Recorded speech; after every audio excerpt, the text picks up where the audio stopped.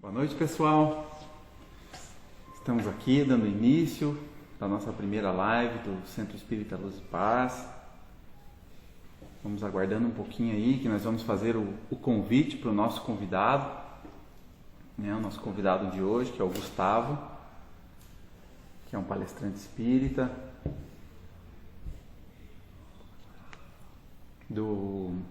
tem uma sobre o espiritismo de uma maneira descontraída, de uma maneira leve. E tem um podcast também no YouTube, outra página no Instagram que se chama Pode Isso Kardec, que aborda assuntos bem interessantes, sempre de maneira muito leve, muito descontraída. E hoje ele é o nosso convidado para essa live, para essa primeira live do Centro Espírita Luz e Paz. Vamos aguardar um pouquinho aí, até que ele aceite o nosso convite aí para que a gente dê início. Gustavo, boa noite. Boa noite, tudo bem? Tudo bem com você? Tudo bem. Muito prazer. Graças a Deus, muito obrigado pelo convite. Imagina, a gente que agradece a sua disponibilidade. Muito prazer, eu sou o Thiago, estou representando aqui o Espírita Luz e Paz. Estamos muito, mas muito felizes de você ter aceitado o nosso convite. É a nossa primeira live, nós nunca fizemos esse tipo de abordagem, mas como seguidores, seus seguidores, que gostamos muito do seu conteúdo, da sua forma de abordagem, da maneira simples, descontraída, abordando assuntos sérios, curiosidades, né, pessoal? Essa semana ainda estava vendo sobre reunião mediúnica, que é um assunto quase tabu, assim, né? E você abordando de maneira tão descontraída e tal, e é uma maneira simples de desmistificar, né? E aí a gente pensou assim, será que convidamos? Será que vai aceitar? Aí resolvemos, vamos mandar, né? Sim. Vamos mandar. E tá aí, você hoje nos brindando aí, nos presenteando com a sua presença. Ô, Thiago, obrigado pela sua palavra. Não tem nenhum tipo de cerimônia, nenhum tipo de motivo para a gente não aceitar. A gente sempre aceita quando a gente tem agenda disponível, né? Confesso que dos últimos tempos para cá os compromissos aumentaram um pouco, mas a gente atende sempre, e não é a favor nenhum, a gente não faz mais do que obrigação, até porque a gente gosta do que faz. Falar de espiritismo para a gente é uma satisfação, é um prazer. E a gente procura fazer isso sempre da maneira mais simples e mais direta possível, porque o espiritismo ainda ele é recheado de palavras de 2 séculos atrás, ele é recheado de expressões às vezes não tão claras, e a gente precisa trazer isso aqui para o nosso mundo atual, para a gente poder ser mais direto e falar com as pessoas da forma que as pessoas entendem. Obrigado por vocês seguirem, desde já eu agradeço. No que eu puder colaborar hoje, conte comigo. Tá jóia, Gustavo, tá jóia. Então, só para te explicar, a nossa casa é uma casa pequena, de uma cidade do interior do Paraná, né? A gente tem uma quantidade de habitantes aí perto de 70 mil habitantes, mas a maioria, não a maioria, mas uma grande parte mora no interior. Então, na cidade mesmo, não é um grande número de pessoas, né? O município é muito extenso em territorialidade, mas é uma cidade pequena, uma cidade de costumes de interior, digamos assim, do Paraná. Então, a nossa casa é a única casa espírita aqui da cidade, da nossa cidade, né? E a gente não conta com um grande número de trabalhadores. Então, ter alguém que faça uma palestra, que traga uma palavra para nós, alguém diferente, porque são sempre as mesmas caras que estão ali, conversando com o pessoal e trazendo essa informação. Hoje nós estamos em 6 palestrantes, mas já foi um só. Toda semana o mesmo, e aí foram 2, foram 3. Hoje, graças a Deus, estamos em 6 aqui na nossa casa. Então é por isso que a gente fica muito feliz quando alguém vem, alguém diferente, alguém de fora, vem trazer um conteúdo para a gente aqui. E é por isso que a gente está tão feliz de você estar aqui. E eu gostaria de deixar desde já aberto aí para você começar a trazer teu conteúdo da sua palestra de hoje. Estamos todos ansiosos para ouvi-lo aí. Obrigado, feliz fico eu. Saber que há tempos atrás vocês eram 1 e hoje são 6. Sinal que o trabalho está sendo bem feito sinal que o trabalho está multiplicando, né? Seria preocupante se fossem 6 e hoje fosse 1. Mas é sinal que vocês estão caminhando corretamente, é sinal que vocês estão progredindo e a casa está em plena expansão. Muito, muito legal. Tá? A gente vai fazer prece, você vai fazer uma prece, uma abertura, ou já podemos começar a nossa posição? É uma questão de prece, mas é só convidar o nosso Mestre Jesus, né, para que se faça presente, que abençoe o nosso trabalho, que teus mentores espirituais te acompanhem intuitivamente, que você seja muito feliz com a sua abordagem, com suas palavras, que elas possam tocar o coração de todos aqueles que nos assistem e nos ouvem. Sim seja. Vamos lá. Antes de começar, você falou sobre a casa de vocês, eu queria dizer que a casa de vocês, ela já existe no plano espiritual há algum tempo. Vocês apenas, com o trabalho de vocês, plasmaram essa casa aqui no mundo físico, fizeram essa casa existir fisicamente, porque no plano espiritual ela já existe. Agora ela está aí, no plano físico, para que as pessoas possam também frequentá-las. Então cabe a vocês, não só os que estão à frente da casa, mas aos frequentadores, aqueles que gostam, que se interessam pelo assunto, levar esse trabalho adiante. Então deixo aqui desde já o meu carinho e a minha solicitação àqueles que estão assistindo nesse momento, que se engajem no trabalho, que vão até a casa, que possam buscar algo para fazer na casa, um trabalho, uma frente, porque a espiritualidade está com vocês. A espiritualidade está confiando em vocês. A parte dela, ela está fazendo. Agora a gente encarnado precisa fazer a nossa. A gente precisa ir lá e trabalhar, levar isso adiante. Bom, vamos lá. Para essa noite, nós temos como tema exercício para a alma. Né? E antes de eu falar do exercício para a alma, eu preciso me apresentar. Eu sou o Gustavo, sou residente em São José do Rio Preto, aqui no interior do estado de São Paulo. Nasci aqui, moro aqui. A minha formação profissional é na área de educação física. Eu sou personal trainer, trabalhei como personal trainer por muitos anos, 22 anos, fui dono de academia. A vida toda eu prescrevi atividade física para as pessoas. Gustavo, o que eu faço para emagrecer? Gustavo, o que eu faço para cuidar do meu corpo? E eu prescrevi atividade para as pessoas durante muitos anos, mais de 2 décadas. Interessante que depois que eu comecei a estudar a doutrina espírita, eu entendi que a gente faz exercício para o corpo, mas esquece de fazer exercício para a alma. Porque a gente não é só corpo, a gente é também corpo. Não deve abandonar o corpo. Os cuidados com o corpo precisam continuar. Mas a gente é uma junção do físico e do espiritual. Então, se a gente faz exercício para o corpo, você tem que fazer exercício para a alma. E, de fato, isso é uma necessidade. O corpo físico sem exercício adoece. A alma sem mudança adoece também. O cidadão tem uma alma doente, o cidadão é um espírito doente. Por quê? Porque não se preocupa em fazer as mudanças necessárias, os exercícios necessários para que possa se ajustar, para que possa evoluir, progredir espiritualmente. Assim como o corpo progride com o exercício, se protege e progride, a alma também. Mas, Gustavo, qual que é o exercício para a alma que a gente precisa fazer, então, para a gente crescer, evoluir, evitar ter os problemas que, às vezes, a gente poderia evitar? Alguns problemas não são evitáveis, né? A gente precisa só saber ultrapassá-los. Mas alguns problemas são evitáveis. O exercício chama-se caridade. Não tem outro exercício.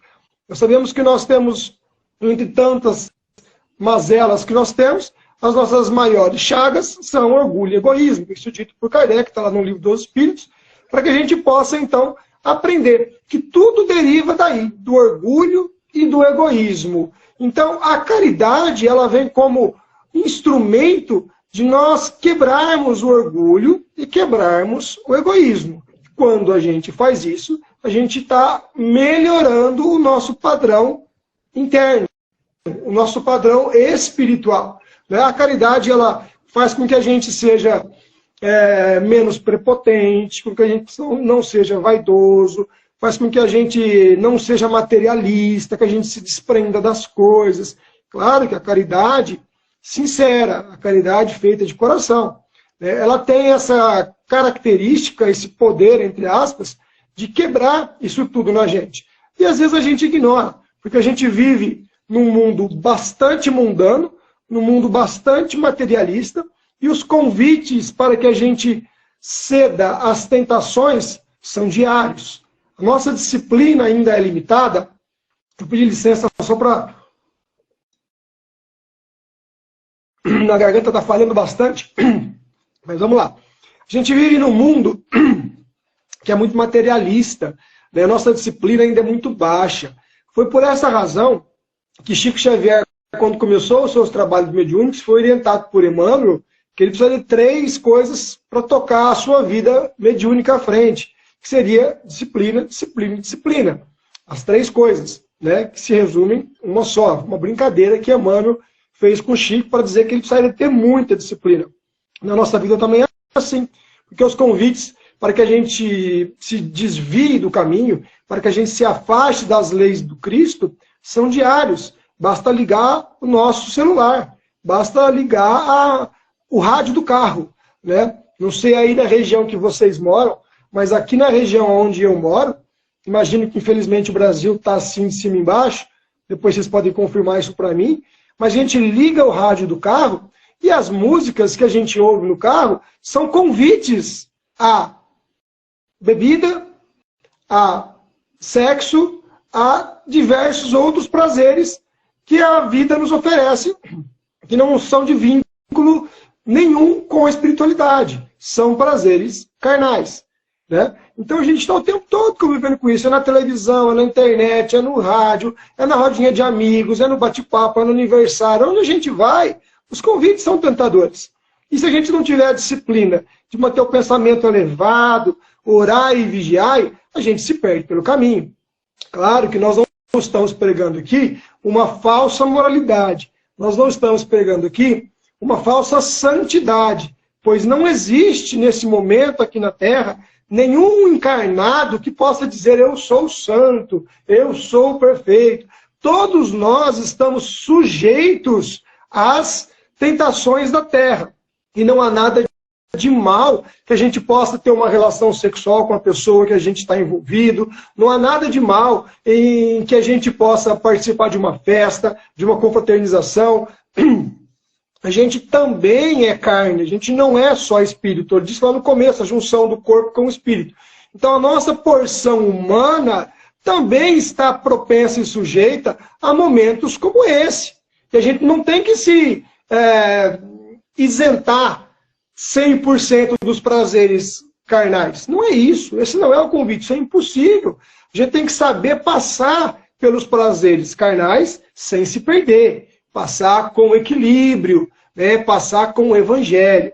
Pois o único instrumento que nos dá com equilíbrio para passar por essas tentações da terra é o evangelho. Repito, o desafio não é que a gente fique isento, que a gente não ceda aos prazeres da carne. É assim que a gente tenha equilíbrio para passar por eles. Só que muitos de nós está se perdendo nesta encarnação. Fiz um post dia desses, você que não me segue, vou te convidar para seguir lá no Gustavo Ponto Espiritismo, falando do percentual de espíritos de nós que estamos aqui na Terra, que volta para o plano espiritual sem ter cumprido a sua programação. Né? Quantos por cento de nós que volta para lá melhor e quantos por cento que volta para lá com mais débitos? E André Luiz nos fala que cerca de 60% de nós volta para lá sem ter cumprido o propósito e ainda com mais débitos do que chegou. Veja que esse número é alarmante. Estamos falando de 60%. A cada 10 pessoas, 6 voltam para o plano espiritual, quando desencarnam, mais comprometidos do que aqui chegaram. Eu não gosto de falar números porque eu posso errar, né? Mas desses 40% que sobram, salvo engano, 18% apenas consegue cumprir com êxito. Tem uma encarnação vitoriosa. E 22%, o número é esse mesmo, e 22% de nós tem uma encarnação razoável. Não foi ruim, mas também não foi boa. É razoável. Então apenas 18% de nós volta para o plano espiritual vitorioso. Isso não é desanimador. Muito pelo contrário. Isso é um incentivo para a gente ligar o farol de alerta, o pisca-alerta e falar, eu preciso me esforçar, porque senão eu vou voltar com débito. Isso é um alerta, para que a gente entenda os recados que a vida nos dá. Por exemplo, há 4 anos atrás, nós passamos, 3 a 4 anos atrás, por um processo de pandemia. Um momento extremamente difícil, aterrorizante, que nos causou medo, ficamos todos com medo, não sabíamos o que ia acontecer das nossas vidas com os nossos parentes, ficamos reclusos em nossas casas, não pudemos nem sair às ruas. E naquele momento o discurso era, a pandemia veio para mudar o mundo. A pandemia veio para a gente ser diferente depois que passar a pandemia. Para a gente aprender aonde a gente está errando. Eu acho que sim. Mas a pergunta é, a pandemia já passou. A gente aprendeu? A gente mudou? A gente está enxergando o outro diferente? De que serviu a pandemia? Só como sofrimento? Toda crise traz uma lição. E passar pelos problemas não significa quitar débitos. Gustavo, toda vez que a gente tem um problema na vida, a gente está quitando débitos do passado? Não. O problema em si não quita débito do passado. O problema é uma oportunidade da gente aprender e ser melhor a quitar os débitos. O que quita débito do passado é a forma com que a gente passa pelos problemas. Aí sim. Se aquele problema te tornou mais amoroso, mais caridoso, mais cristão, então você evoluiu. Você quitou débitos. Se esse problema te tornou rude, amargo, agressivo, obviamente que não. Então, o problema existe. A forma em que eu me coloco perante ele, principalmente no pós, ele vai determinar se eu realmente preciso passar por aquilo de novo ou não. Os que entendem e se modificam e se transformam não vão mais passar por esse problema. Vão ter outros problemas para resolver. Os que não se modificam com os seus problemas, sejam qual problema for, vão continuar enfrentando o mesmo problema sempre. Você já percebeu quantas vezes o mesmo problema se repete na sua vida, de tempo em tempo, é sempre a mesma história? É porque você não está aprendendo. Como nós não estamos aprendendo ao longo da história, a gente não está mudando. Veja bem, quando Cristo esteve aqui na Terra, entre os seus discípulos, um deles ficou conhecido, não sei se justamente ou injustamente, não é essa a nossa discussão aqui, ficou conhecido como traidor. Aquele que traiu Cristo, que nós conhecemos como Judas. Que nos livros espíritas, a gente estuda que ele já reencarnou várias vezes, já é um espírito evoluído. E a gente está aqui hoje, até hoje, chamando ele de traidor. E para piorar a situação, lá por volta do ano 1600 e pouco, perdão, 1860 e alguma coisa, instituiu-se na sociedade a tradição de malhar o Judas. Vamos malhar o Judas. Ele traiu Cristo, vamos fazer um boneco, levar à praça pública e vamos descer a lenha no Judas, vamos malhar o Judas a paulada porque ele traiu Cristo. E essa foi a proposta do Cristo para aqueles que erraram? Não. O Cristo propôs o perdão. 1800 anos depois, 1800 anos depois, o homem teve a oportunidade de evoluir todo esse tempo, 1800 anos depois, instituiu-se uma tradição popular de malhar aquele que errou. Essa tradição pegou, rapaz. Isso se espalhou no mundo. Sábado de aleluia, malha-se o Judas. Até hoje. Não sei como é na cidade de vocês. Não sei como é na cidade de vocês. Mas aqui na minha cidade, graças a Deus, cada vez menos a gente tem visto isso acontecer. Às vezes vê aqui, ali. Antigamente era para todo lado. Hoje a gente está vendo menos. Que bom. Evoluímos? Não. Eu vou explicar por que não. A malhação do Judas ainda está entre nós. Ela só saiu da vida real, das ruas, do boneco, e entrou aqui, ó, na internet. Não malha-se mais tanto quanto antes o Judas nas ruas. Mas hoje em dia, malha-se um Judas por dia na rede social.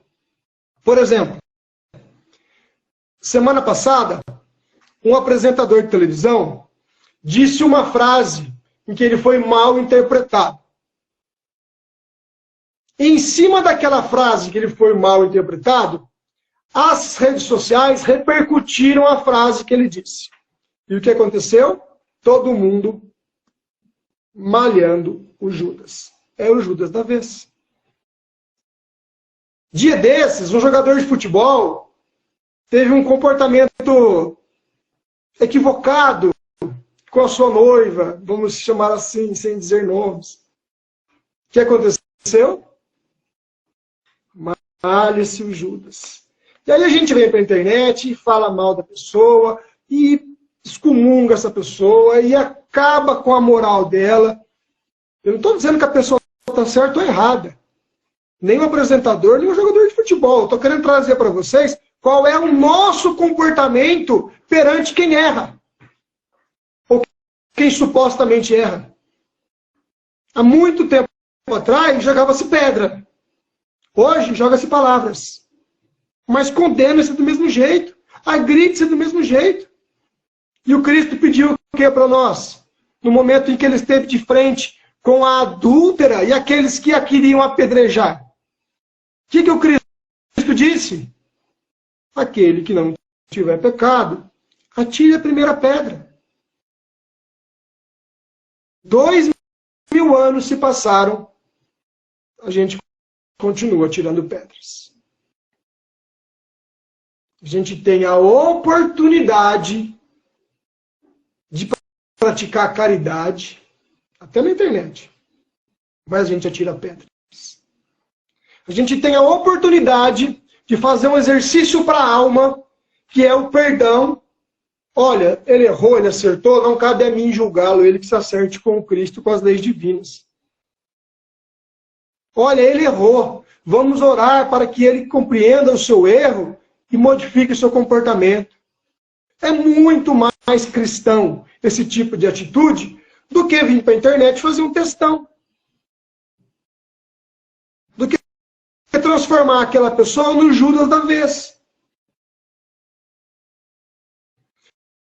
Então, diariamente, a gente tem oportunidade de corrigir os nossos erros. As pedras que a gente joga. De ser melhor, de fazer a caridade. Mas a gente não faz.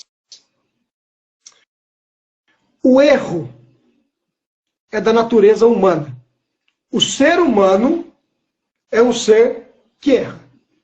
Não tem jeito. Não dá para vir na Terra e só acertar. Não tem jeito. Então errar é, entre aspas, normal. Tudo bem. O que não é normal é eu insistir no erro a vida inteira. O que não é normal é eu não entender que aquilo está errado e eu preciso deixar esse comportamento para trás.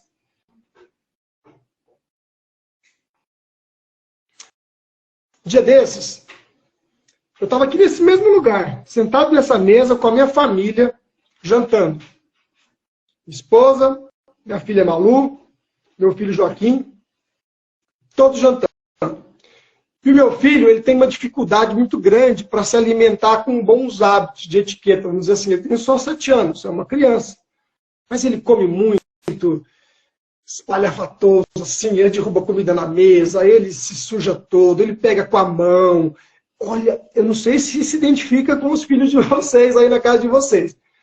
Mas a gente tem falado muito com ele para que ele, filho, não faça assim, filho, faça diferente, filho, seja mais delicado na hora de comer, né? Isso já faz uns 2 anos que a gente tem falado isso para ele constantemente, e até agora surtiu efeito zero. Nenhum.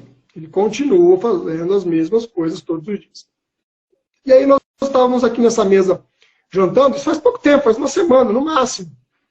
E ele repetiu os meus comportamentos. Naquele dia, acho que eu perdi um pouco a paciência, eu falei um pouco mais firme com ele. Ô, filho, poxa, filho, papai tá falando faz tanto tempo, cara, você não tá ouvindo o papai, meu.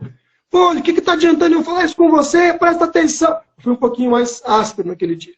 Acho que eu passei do ponto. E eu percebi que ele se fechou. Ele fez uma cara assim de assustado, ele se fechou. Eu falei, e agora? Deixei passar. Logo, logo a gente foi dormir. E eu sempre deito com ele antes de dormir. A gente bate um papo ali, coloco ele para dormir e vou para minha cama. Eu aproveitei aquele momento para voltar no assunto do jantar, porque eu percebi que ele tinha ficado triste.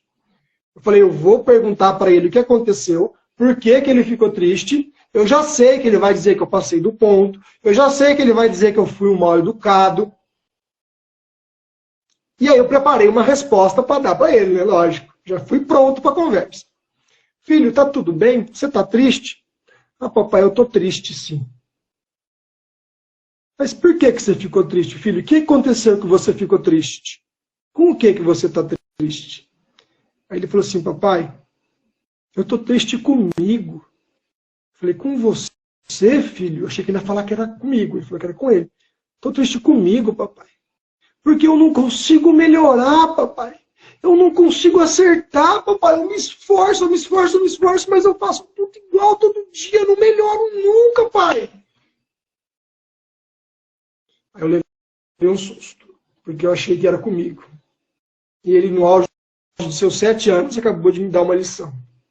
Aí eu não soube o que dizer, esperei ele uns 5, 10 segundos em silêncio. Eu falei assim, filho, você sabe por que a gente está aqui nessa cama agora? Por que você está indo dormir? O papai vem aqui todo dia te falar boa noite. Por que a gente dorme? Por que a gente acorda? Ele falou, para a gente descansar, papai. É para isso que a gente dorme. Eu falei, não, filho, não é. A gente dorme para que amanhã possa começar outro dia. Junto com o novo dia, a gente tem uma chance de fazer diferente. A gente tem uma chance de mudar. A gente tem uma chance, filho, de corrigir os erros de ontem e melhorar e não fazer mais, filho. É para isso que a gente dorme. Todo dia uma chance nova de fazer diferente. Mas você não está fazendo, meu amor. Você está jogando fora a tua chance todos os dias, cara. Aí acho que ele assimilou. E essa história é para você que está aí agora. Eu não sei qual que é o erro que você carrega. Eu não sei qual que é a culpa que você traz por algo que você errou lá atrás e ainda não mudou. Mas todo dia é uma chance nova de você fazer diferente. Todo dia a gente tem uma nova oportunidade de procurar aquela pessoa que a gente magoou e pedir perdão. Exercício para a alma. Todo dia é uma oportunidade da gente entender o que está acontecendo de errado na minha vida e fazer diferente. Isso é exercício para a alma. Sabe onde começa esse movimento de entender o que eu errei, o que eu preciso corrigir? Autoconhecimento. Está aqui dentro. Uma conversa que eu tenho comigo mesmo. Onde eu preciso me conhecer. Eu preciso saber quem sou eu. O que eu acerto. O que eu erro. Porque quando eu sei quem eu sou, nada que os outros falarem para mim vai me ofender. Porque se o que falar para mim for verdade, eu não tenho que ficar ofendido, é verdade. Se o que falarem para mim for mentira, a meu respeito, eu não tenho que ficar ofendido, é mentira. Deixa pra lá. Dia desse, uma pessoa me chamou de careca. Ô, careca! Eu vou ficar ofendido porque ela me chamou de careca? Eu me conheço, eu já me olhei no espelho, eu realmente sou careca. Ela tinha razão. Entende? Isso vale para todas as outras coisas. Autoconhecimento também é autodefesa, porque eu me protejo dos ataques, eu me protejo das críticas, eu já me conheço. Eu já sei que eu não preciso ficar ofendido com nada, sendo verdade ou sendo mentira. Acho que o nosso tempo está chegando próximo ao fim. O Thiago depois pode me dar até um alô. Oi. Mas eu queria fechar com alguma outra coisinha, se tiver tempo ainda, Thiago. Temos tempo ou não? Tá muito bom, né? Não estamos vendo o tempo passar aqui. Pode? É rápido. Eu sempre gosto de contar, no final dessa oportunidade de mudança que a gente tem às vezes joga fora, uma história que está no livro Brasil, Coração do Mundo, Pátria do Evangelho. É um livro de cabeceira, para quem é estudioso, para quem gosta da doutrina espírita, é um livro fininho, assim, ó, um livro curtinho. Dá para ler no final de semana. Se você pegar um final de semana e se dedicar a isso, você lê de sábado, de sexta até domingo. Esse livro conta como se deu a formação espiritual do Brasil. Quem somos nós? Por que nós estamos aqui no Brasil? É pelo Espírito Humberto de Campos, através do Chico Xavier. Vou resumir muito a história, mas depois você lê lá. É fato que a gente podia ter encarnado na Noruega, a gente podia ter encarnado na Finlândia, no Canadá, nos Estados Unidos, na Irlanda, no Japão, na Alemanha, na Suíça, tantos países envolvidos. A gente poderia ter encarnado ou então em países com mais dificuldades. Países pobres da África, países pobres ao redor do mundo. Mas não, a gente encarnou no Brasil. A gente está aqui. Por quê? Coincidência? Pum, jogou a gente pro alto, a gente, pum, caiu aqui no Brasil. Não, coincidência não existe. A gente encarnou no Brasil porque aqui a gente precisava ficar. Porque aqui era o nosso lugar. A gente está reunido pelas nossas necessidades. Se você fizer uma análise rápida, você vai entender que lá no Japão, eles têm a mesma dificuldade. Todos os espíritos que estão por ali. E têm as mesmas características morais. Os que estão na Argentina, os que estão na Alemanha. A gente está reunido no globo por sintonia, por afinidade, por necessidade de mudança. Então a gente encarnou no Brasil porque a nossa necessidade de mudança é parecida. A gente tem as mesmas mazelas morais, é tudo muito próximo um do outro aqui no Brasil. E aí Jesus, certa vez, decidiu que o Brasil seria descoberto. Porque até 1500 o Brasil não era descoberto. A porção de terra já existia, mas os homens não conheciam ainda. Então ele fala para Relio, que é um espírito que estava junto com ele, que ele iria tornar o Brasil um país descoberto. Ok. E aí então os portugueses saem a navegar, bate um vento, né, uma coincidência, desvia a nau, ela vem parar aqui no Brasil. Nossa, que coincidência, descobrimos terra. Não, estava tudo programado. Bateram aqui, descobriram e começaram a povoar o nosso país. Trouxeram para cá os portugueses, trouxeram para cá os nossos irmãos da África que vieram trabalhar aqui, encontraram aqui os nativos indígenas que aqui já estavam e começaram a formar a população que deu origem ao Brasil. Eu só misturar tudo. E Jesus atribuiu a Ismael a função de ser o espírito protetor do Brasil. Ismael é o espírito protetor do Brasil, até hoje. Com a função de instalar o evangelho aqui na Terra. Só que passados 150 anos, mais ou menos, Ismael olha e vê que está tudo errado. A proposta de instalar o evangelho na terra não está dando certo. Estava uma bagunça. Aí ele chama Jesus. Jesus, preciso conversar. Ó, você me pediu para colocar o evangelho aqui nesse país. Que aqui seria o coração do mundo, a pátria do evangelho. O senhor que disse. Mas o pessoal acho que não entendeu a mensagem. Não entendeu a mensagem. Porque, olha só, os portugueses estão roubando as riquezas que o senhor colocastes aqui nesse país, que seriam a garantia desse país no futuro. Estão levando tudo embora.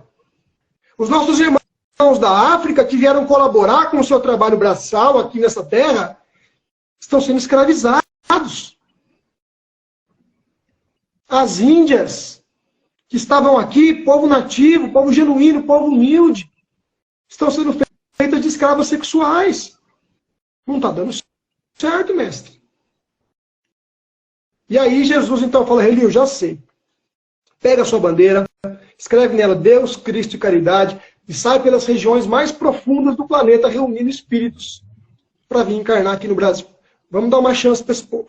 Esse povo que está sofrendo, que está arrependido, que está aí, ó, numa condição de sofrimento total, porque cometeram delitos no passado, hoje estão arrependidos nas trevas, pedindo uma chance para reencarnar, porque agora eles vão fazer diferente. Vamos dar uma chance para eles. Eles não querem reencarnar? Eles não falaram que eles já aprenderam, que eles estão prontos para nascer e fazer diferente?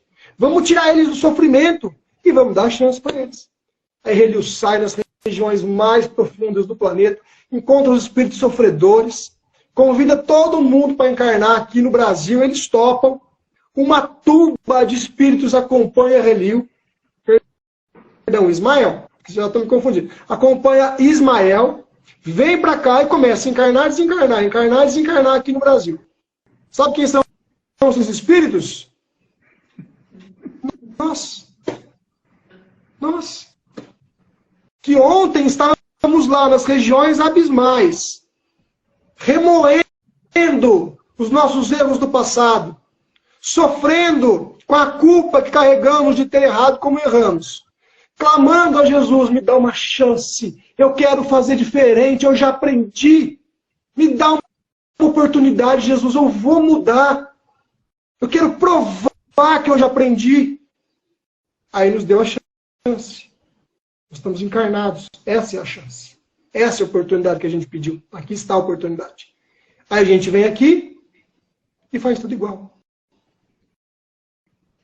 Não perdoa, malha o Judas, não se desapega dos vícios, da cerveja, da bebida, da carne, da sensualidade, da vaidade, da prepotência, da arrogância. Quando desencarnar, vai para onde? Para onde estava. Vai voltar para onde estava.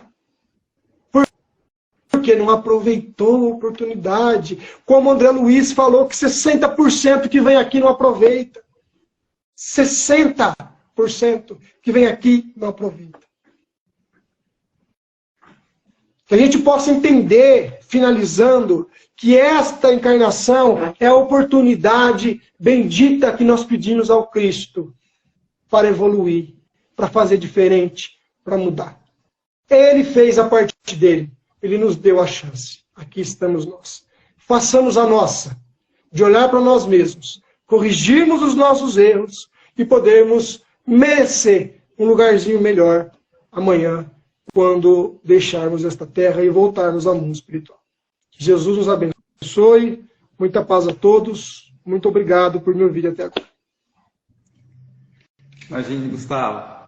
A alegria é nossa de estar te ouvindo aqui. Que conversa boa, que conteúdo esclarecedor.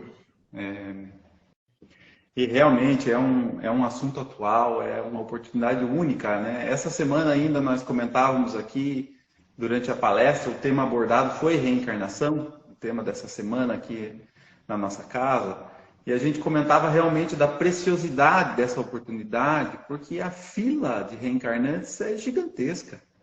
É gigantesca. E nós somos os premiados, que estamos aqui com a disposição, né? E em se tratando de Brasil, né?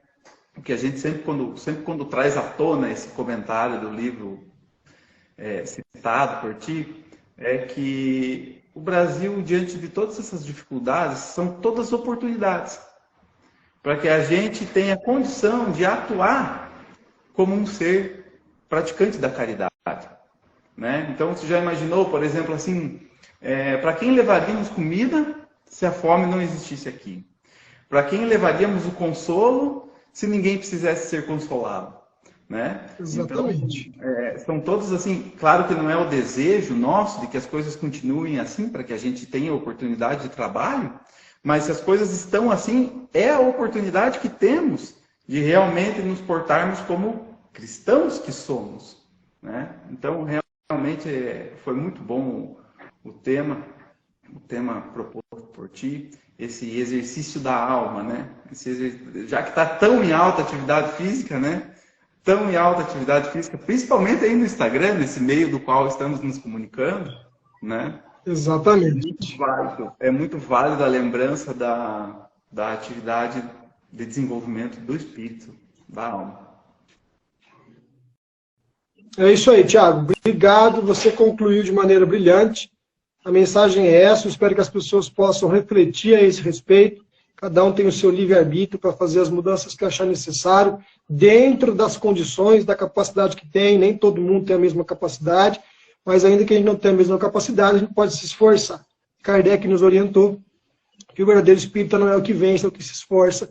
Então, que a gente se esforce ao máximo para vencer as nossas imperfeições. Eu deixo para você o convite de acompanhar o nosso Instagram também, para que a gente possa continuar o papo lá com esses e outros assuntos. Todo dia a gente tem post, a gente não fala de nenhum outro assunto, não fala de futebol, de política, de novela, nada, a gente só fala de espiritismo. Vai ser um prazer ter você lá com a gente para a gente continuar o papo. Muito obrigado, viu? Imagine. Eu que agradeço, Gustavo. Agradeço a você pela disponibilidade. Quero te dizer que um dia, se estiver passando aqui pelo Paraná, passando aqui por Prudentópolis, tenha acolhida. Ficaremos muito felizes em recebê-lo por aqui. O nosso profundo agradecimento, de verdade, pela disponibilidade, por estar aqui conversando conosco. Rogamos a Deus que derrame muita luz sobre você, ao Mestre Jesus, que te acompanhe, esteja sempre contigo, e os bons espíritos te amparem em tudo aquilo que for necessário. Grande abraço. A nós todos, obrigado pela simpatia e humildade de vocês. Muito obrigado. Imagina, um abração.